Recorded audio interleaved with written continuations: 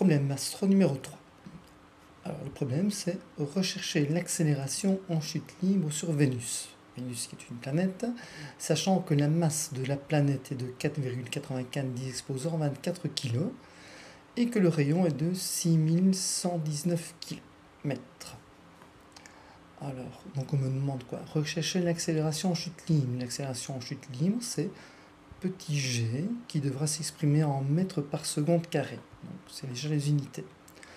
Quelles sont les formules dont je dispose? Mais il y a déjà une formule qui me dit la force de gravitation, la force qui s'exerce entre deux masses. Une première masse et une deuxième, quand je connais leur distance, la distance qui les sépare. On ne me parle pas de force ici, donc cette formule-là, je ne sais pas l'utiliser. La force centrifuge non plus.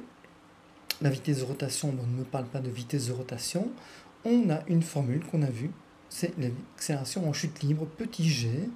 C'est grand G qui est une constante de gravitation. La constante de gravitation qui vaut 6,67 fois 10 exposant moins 11, calculée par Cavendish. Grand M ou petit m, c'est simplement la masse de la planète en kilos.